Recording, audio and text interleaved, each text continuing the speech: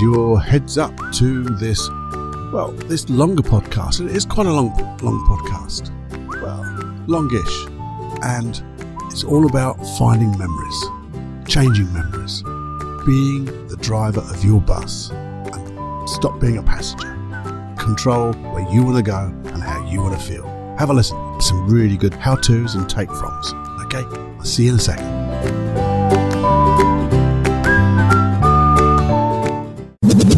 Warning.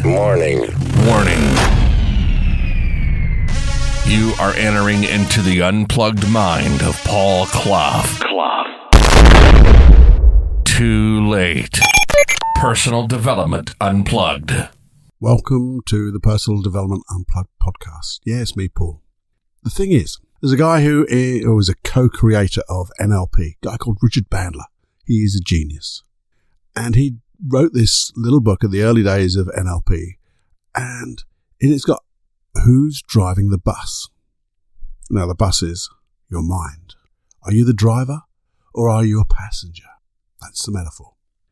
Let's see over the next half an hour or so if you're in charge or a passenger, or more importantly, I guess, how you can change from being a passenger and becoming the driver of your bus, driver of your unconscious mind. And not more importantly, but the focus of attention that I want to dive into in this particular episode is all about your memories. Can you control your memories? But before we even go there, so you can think about that for a minute, can we control our memory? What is he talking about?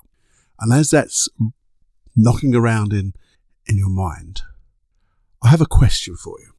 And the question is or are your memories a true reflection of what really happened? Think about it. Every memory that you have stored in your unconscious mind, when it's recalled, is it a real reflection, a true reflection of what actually happened? Now, I know from my experience, at the time these memories come back, I think it's a perfect recollection. In fact, if I talked about it with somebody else, even if it's a memory of a short time ago, I really, really, really believe it's a true reflection. But the thing is, does it really reflect the emotion that you had it at the particular time when you were actually doing it in the past, as if that past was now, or as you recall it now? Come back to that in a minute, because if you think about it, here's an aside note, a little parallel parking, as it were. You hear people talk about the same thing as if they're a witness, as if we had something happens and there's 2 or 3 people all witnessing the same event. Do you get exactly the same report back, as if you're hearing exactly the same story?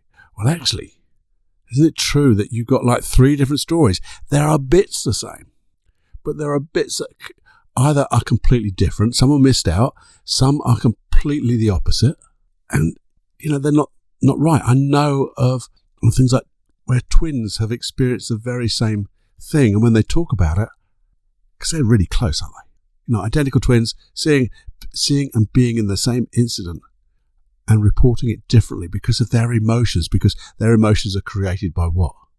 Maybe their experiences of the past, their values and the beliefs. And therefore, if they like something or they're more leaning towards a particular type of emotion, maybe they'll notice that more. Now, how does that happen?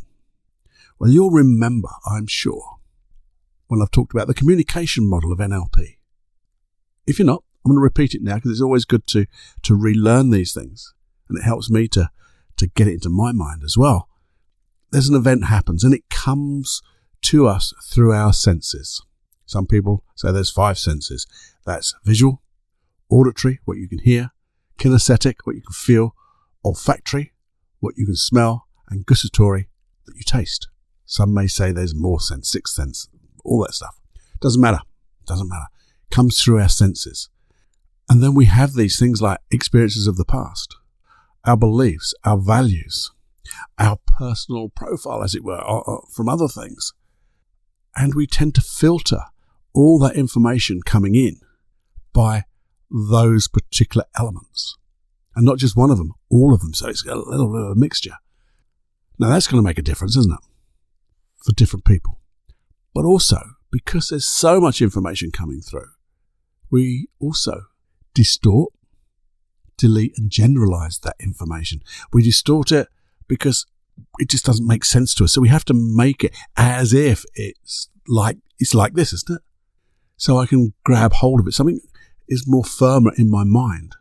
So I distort what I've taken through my senses, filtered through all those different beliefs, values, experiences, my attitudes, and then I distort it to try to make sense of things. And then I delete things too, because when they don't make sense, I delete it. Or if there's not my leading, because some people are more visual, so maybe they'll see things, but they won't get to hear the things that happen. Some people are more auditory, therefore they will hear the things that the people who see things didn't get, because they were deleting that bit of the experience. Maybe they're someone who feels things, so they have to have it resonate within them and feel it, and therefore they're missing other things. Some people have it all, but because we are distorting, deleting, and then we're generalizing, taking all this stuff and generalizing it, how on earth could we have the same memory of what actually happened? And that's at the time, let alone putting any time in between, so where our experiences can change again. And sometimes we even get that follow the herd mentality, where we think we know what's happened, yet 3 or 4 people say something and they go, well, actually, maybe I'm wrong. So I must be wrong, because if they didn't see it, I'm wrong. I'll just go with the herd. So again, distorting, deletion, generalization by following other people. Yet, with all of that going on, we have a belief inside us that what we recall is the fact, what happened. But think of this though. Think of this. If you're in a good mood, not a stupendously happy mood, but just a okay, good mood. When you think of something in the past, of an event that happened to you in the past that was moderately a 4 or 5 out of 10 on a negative scale, I think, well, in fact, I know that when you recall it and you're in this reasonably good mood, then it didn't seem quite so bad. In fact, if you're in a really good mood, you go, well, actually, that wasn't that bad at all. But at the time, it was a 4 or 5. So what happens to those bigger ones? But the thing is, say you're in a negative mood. Maybe you're angry. Maybe you're down. Maybe you're sad. Maybe you're feeling some guilt, some hurt. And you recall a memory that was 4 or 5 out of 10. So just a normal, it's a negative memory, but it's a 4 or 5. When you recall it now and talk about it, what happens? Well, I think that goes up a scale to a 6 or a 7. And in fact, you start to lock onto or focus on the negative. So again, are your memories a true reflection of what actually happened? Well, I think we're coming to a conclusion here, aren't we? A conclusion is, well, I am, that absolutely no, they're not a true reflection. Now, to me, I know that obviously if we have some negative memories and we haven't learnt from, we are going to feel bad still. We're going to touch that a little deeper in a moment. But especially if we're in this negative place, then they're going to affect us even more and continue affect us. And then we're going to maybe use that wonderful thing where we keep looping and start asking ourselves some bonky questions. Why does this always happen to me? What happens if it happens again and it happens again worse? Well, hey, we get those bad feelings. And those bad feelings just seem to attract those events to happen. Your unconscious mind doesn't know what you want. And if you're thinking that, it just thinks that's the type of thing that you want. So let's find more of it. But the thing is, if we haven't learnt, even before changing our state or anything like that, if we haven't learnt from that memory, if it's a negative, it's going to continue to give us negative emotions until we do. If it's a good memory, then yeah, we'll probably learn anyway, because it's something we like. We're going to reproduce. We reproduce the negative, but we're going to reproduce the positives and get more of them, just like what happens when we reproduce the negatives. But here's a little make-believe story, but I bet it's true. I bet there are true examples of this make-believe story. You see, if someone had gone out late at night, as they do, and they go to a place which is probably not the best place to go. I had a friend who went to an underpass coming home from a club, and it was late. And he could have crossed the top of the road, but he went down the underpass because he wasn't thinking. And guess what? You've got it. Some people got hold of him and they beat him up quite badly. Because that can happen. Now, what happens to that person having gone through that event? Well, they go home, don't they? They get better, but that memory keeps playing on. And they're probably not in the best emotional state anyway, so that memory seems worse. And they play those things and maybe they make them bigger than they really were, brighter, louder. And the thing is, from that little bit of fear, or not a little bit of fear, but the fear that generated, it gets bigger and bigger. And then they go, well, actually, I don't feel like going out anymore because I'm frightened. So there's this one time I won't go out. The next time I won't go out. The third time. And they become agoraphobic. Or I can never say it the way you Americans say it. Agoraphobic. Is it? I get it. Come back to me with the English way. Agoraphobic. I think it's agoraphobic, you call it. And that those people do not want to go out. And say they went to a hypnotist, and the hypnotist says, I will help you. I'm going to hypnotize you, and I'm going to take that horrible memory away. I'm going to just dissolve it, get it to disappear. And they do, because you can do that. You can take a memory out of someone's mind, and it disappears forever. Because good hypnotists can do that. I'm not saying it's a good thing, by the way, but you can do it. So that person now has no memory of that horrible event. That's a good thing, isn't it? No. Because you see, that person now goes out at night and he has no experience of what's happened in the past. And so without thinking, they go down the underpass. And guess what? You got it. Why is that? Because that hypnotist was a good hypnotist, but not a good therapist. Because before he did any work, and I never take away a memory when I do my work, because I don't believe you need to, you learn from that event. And when that person has learned all the positive learnings from that one event, they've got what they need. Therefore, the emotion, the negative emotion around that event is no longer required, because that negative emotion is saying, don't do it again. It's like a warning. It's anxiety. It's just keep you safe. But if you've got the learnings, you don't need the emotion to keep you safe, because you've got everything you need in the positive learnings to keep you safe. So you know not to go in that situation again. You'll know to get a cab, a taxi. You'll know to go a different place. You know to go with friends to be safe, because you'll have all those learnings. You don't need the fear to stop you. So it's all about learnings, isn't it? Now, if you're going to learn something, it's good to get in a good state first. So you put yourself in state. Oh, we've got a hypnosis track for that, by the way. Where is it? I'm going to remind you later. paulcloughonline.com/podcast. There you go. That was not too much later. But hey, we learn. We set our state. But the thing is, just how do you learn? Come on, Cluffy, give us some hows, because this is a how-to. And the thing is, if you've got things like PTSD, post-traumatic stress disorder, and you got it in a major way, or a real major negative emotion or a major negative event, then I'm going to suggest that you might want to do some of this stuff, but ideally, I really would recommend that you get some really good one-to-one help. Not just me, there are many people around, but get them to make sure they do it in a special way. And I'll explain the special way through the processes I'm going to share with you. And these aren't going to be all the processes I know, because I might come back to a part 2. And there's certainly not all the processes available, but I do know they work. And I'll give you some examples as well. But the thing is, we need to learn. So if you're going to for one-to-one, this is what you want to ask a question. Because some people do flooding. They put you back into it until, or you just go back into that event and see if you learn. Well, don't like that. Dislike is nothing like how I like it. I hate it doing it, and I will not do it that way ever. People are trained, don't do it that way, because you don't need to. Because things like timeline therapy is a way of releasing negative emotions with ever having to go to that one event. In fact, you go before that one event and before all events that had that type of emotion. and you learn from it.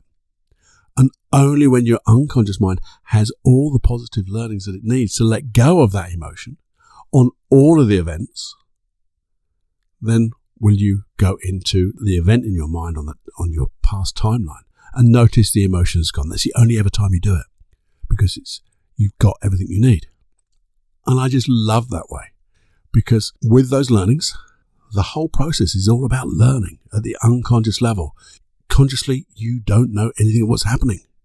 Sometimes you'll get an odd learning come up, which is good because it's your unconscious mind saying, hey, have a think about this. Come with us on the journey. But most of the time it's unconscious. The conscious part is the testing. Is the emotion there? Notice if you can find it. Oh, it's gone. That's it. Then we do some other tests after. But that's the thing about timeline therapy. Because you see, that and other processes get you to, or get your unconscious mind to review that event in a different way. And the main way is by dissociation. What is that? If you don't know, dissociation is as if you were floating out of your body and you were looking at the event from afar.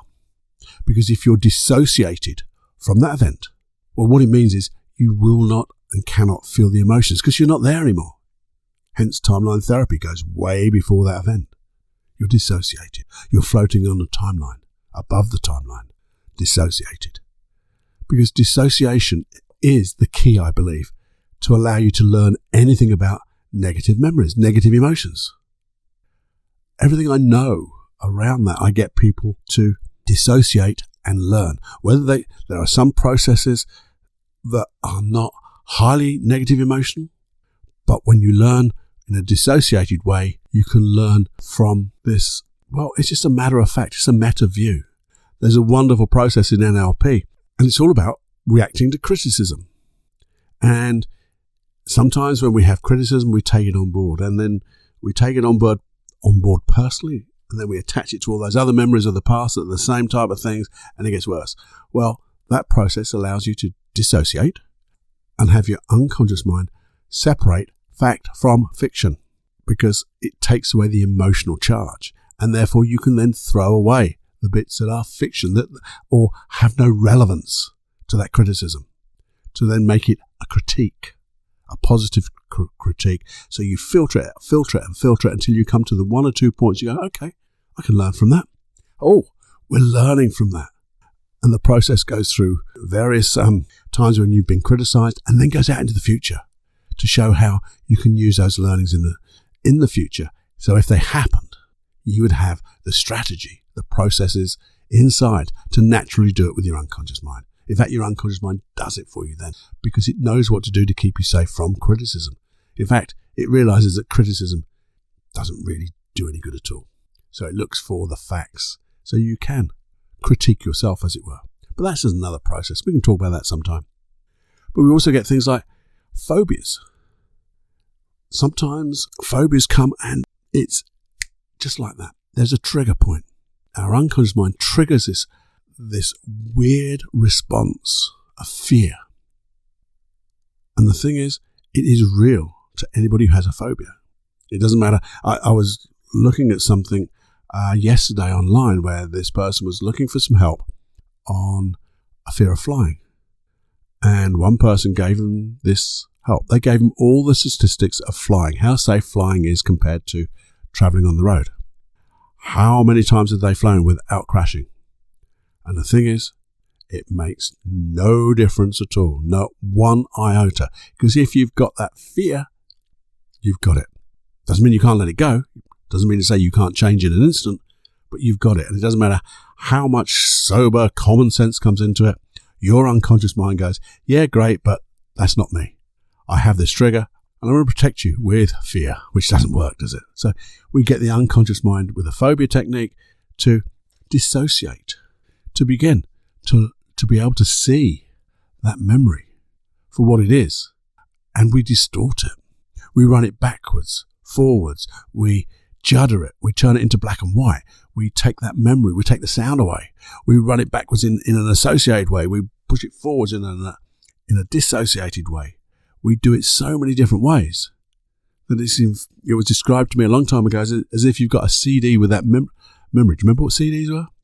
You've got this CD with that memory recorded on it, and we've scratched it over and over again by changing it. It cannot have the same effect on us, providing we learn first. Learn from it, then scratch that memory. Make it in a way that it can never affect us again. I remember a client in England who used to travel from Cambridge, where I lived, to London. And the way he had to go to London was down the main road. We call it the M11, the main road. And he had to go over the River Thames on this huge bridge. And it goes, and you can see it from a few miles away going way up in the air. You've seen those type of bridges. And then they come down the other side. Well, he had this fear of heights. But it wasn't just a fear of heights everywhere. Not yet anyway. Or not yet then. It was starting to move that way. But he could see that and start getting fear 2 miles away from that thing. He actually started getting fear about it when he knew he had to have a meeting in London. And in fact, what he used to do was get someone to drive him so he could get in the back of the car, cover himself with a blanket, and only when he'd gone over the bridge and got more comfortable, then he'd take off the cover and get back in the car and start driving again. Now, he was saying that's one way of doing it, isn't it? Not the best. Certainly got him to the meetings. It's better than not going to the meetings, I guess. But what we did there, and it was so simple, we just played. I got him to imagine flying as if he was floating, watching himself driving his car over that bridge and down the other side. Which is quite weird if you're frightened of heights. Yeah, he could quite easily visualize, imagine floating beside, but actually seeing himself safely driving over that bridge. In fact, comfortably enjoying it. And because he was dissociated, actually looking at himself driving, he didn't see anything of the old emotions or feel anything of the old emotions. We then did it again, but in different ways. I would get him to float faster than the car he was driving. So he would see himself driving the car, begin to go over that bridge, and then drive even faster, or fly even faster to the end. So then watching the car come over and down the bridge the other end, and then see himself, and then join it. And we did this a few times. Sometimes I would judder the picture just a little bit, but always with him dissociated, and always meeting up with himself, feeling comfortably at the other side. And that was 90%, I think, of being able to change. Because all we had to do then is add in, what can you learn from the past that will allow you to be free and be able to drive comfortably, and then future pace it. In other words, go into the future and see yourself and all the advantages you have driving safely over those things. And because these things start off in one area of your life and sometimes they generalize and spread out into different areas, this bit of confidence he had in this one area started to give him confidence in other areas. And I know it worked because one thing he told me so, but also I heard from other people who used to work with him saying what a difference he has now, or the different person he is now, the things he does now. So it's like hearing from it, and it's about a year later, from different people, observing him being different. So just dissociation. Here's a little thing. We've done it before, but let's just do it again. I want you to imagine, or not imagine first, I want you to recall in a moment, when I say so, a memory that was a little bit negative, but only a 4 or a 5 out of 10. So it's nothing big at all, quite handleable, if that's the word, handleable. So here we go. Close your eyes. You don't have to, but it's good to just close your eyes. If you're driving, please don't. But just bring to mind, in fact, don't do this if you're driving, or anything else that needs your attention. Okay, come back to this. But if you're okay, just bring to mind that memory. And as you see it over there, as if it's on a movie screen in front of you, so you're not in it, you're looking at yourself over there. Notice that the emotions start to go away, but as you push it away, make it go smaller. Make it become smaller. And as it becomes smaller, the further it goes away, it'll get darker. And the sound will disappear as it gets smaller and further away and darker. So it's so small that it's maybe no bigger than a postage stamp, if you can remember what they are, way back or way over there. And notice when you look at it from way over here now, that you can't really see anything. And notice where the emotion's gone. Now, what you can do, you can either leave it there, you can always bring it back again if you want, or bring it back to where it was. Either, it's your choice. Everything is choice here. But notice, even when it comes back now, you might even say when it's out there, what can I learn from this? The learnings of which will allow me to be comfortable and be better in the future, safer in the future, more comfortable in the future, and then let it come back to its normal place. And just notice the difference. We can do it in reverse. I want you to think of something, a memory that was really good, something that made you feel good. Even when you remember it now, makes you feel good. It can be good in any way. So think of any memory. You can go as personal, as private as you want, or just general, but as long as it's a good memory. And then, bring it to mind, bring it out in front of you, and then make it bigger, make it brighter, bring it towards you. So as it comes towards you, it gets bigger and brighter, and allow it to start to wrap around you with all the sounds that get so clear. So you can really feel that feeling again, even more intense, because you can. And then if you want, you can just say, what can I learn from this? So I can have this feeling even more intensely in the future. You can leave it where it is, or you can put it back to where it was. And then come back to me. Let that memory just go where it came from. And you see, who did that? Who controlled that memory? It was you. It was you. And that was an easy thing to do. A little thing. But the simple things, well, there's a bit of genius in each one of those. So if you do get a memory that suddenly pops up, just push it, and you don't like it, just push it away. Push it away, make it go smaller and darker, and then you'll be able to deal with what's happening. Or, if you want, move it to one side so you can see a clear view of what you need to do. Because you can just move memories aside. Make it slightly smaller, turn off the sound, and then concentrate what you need to learn so I can deal with this now, this new situation, because it's not the same as the old one. And you remember, the old one isn't even the same as the old one was. Because, going right to the beginning, the memories will be different. They're not representing the reality that was back then, even if that was reality. It probably wasn't either.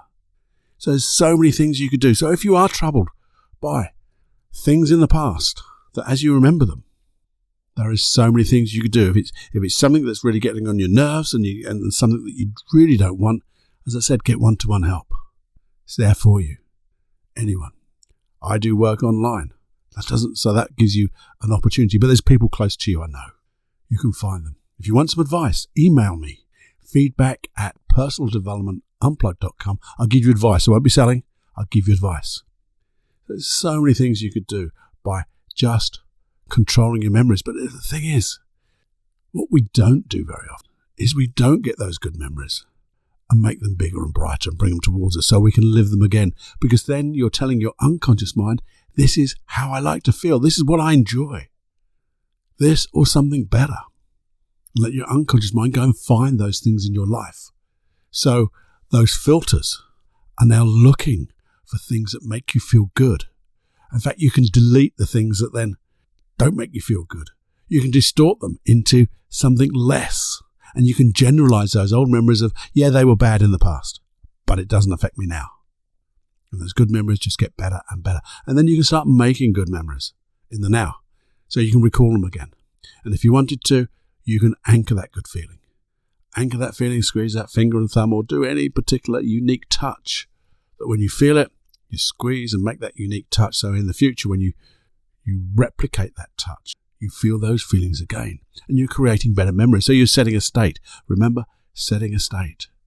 That's in the hypnosis files at paulcloughonline.com/podcasts. Set your state. So when you're thinking about things, you're going to create a good memory because you're getting in the right state first.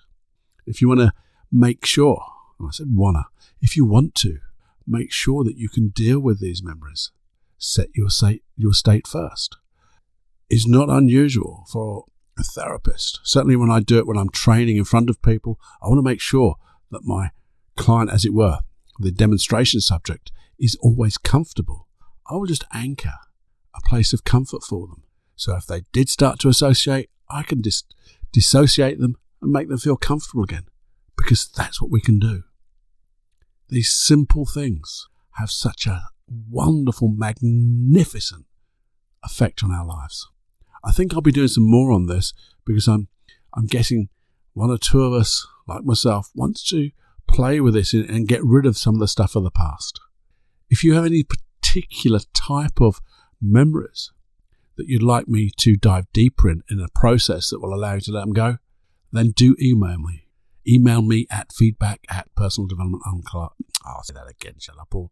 Personaldevelopmentunplugged. Oh, that isn't even right either, Paul, is it? No, it isn't, clever. Get your mind in there. feedback@personaldevelopmentunplugged.com.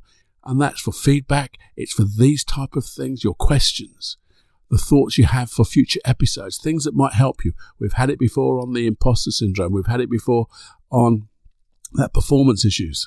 Come and bring to me, with you, the things you'd like to help change your life. Because I know that if you want it, there's hundreds of others, thousands of others. And the only cost of any of this, there's a cost, Cluffy. Yes, there is a cost. A moral cost. A value cost. All I want you to do is subscribe. Subscribe to this podcast. Listen to it and share it so other people will subscribe too. Tell them, listen to this and subscribe. That's the cost. That's to pay it forward.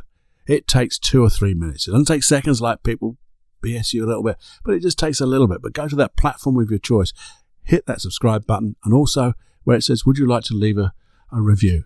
Please do so. When I read them, it fills my heart with joy. And I know it helps other people find this podcast. So we increase what I like to call the Personal Development Unplugged community, where we are going to make changes. They're subtle changes we're going to make, but positive, subtle changes that will affect the environment, will affect the people in our environment in a wonderful, positive way. That's what we're here for. We have to have a purpose. And first of all, the purpose starts with you, your purpose. So let's get rid of that crappy old memories, find some really good ones, make them bigger, brighter, and have more fun than you can stand. Okay? And guess what? You, the unconscious mind, just might want to make things like happy for no reason. Surprise that conscious mind to make a future memory of the past right now. Hey, let's do it. See you next time. It's Paul from Personal Development Unplugged. Bye-bye now. Just before you go, if you've just got a second or two, please have a listen. Why don't you share this? Share this podcast with just one person today, and then one person tomorrow, and one person after that. What would happen if we all did that? And why not subscribe? It's so easy to do. Find the platform of your choice. If it's iTunes or it's Castbox or any others, there's loads of them. Search for either Paul Clough or Personal Development Unplugged, and then there's a big subscribe button. Press that subscribe button, and it'll be there. You get the podcast twice a week, on a Wednesday and a Saturday. Never have to look any further. And if you would, why not put one of those reviews up? Because that would be awesome, because that just moves it around this integrated field of learning, as it were, and becomes and gets in front of other people. Which is what we want, isn't it? To be the change we want to see in others and help others change to be the change they want to see in themselves. There you go. I'm going to speak to you real soon. Hope you enjoyed it. Have fun. Enjoy every heartbeat.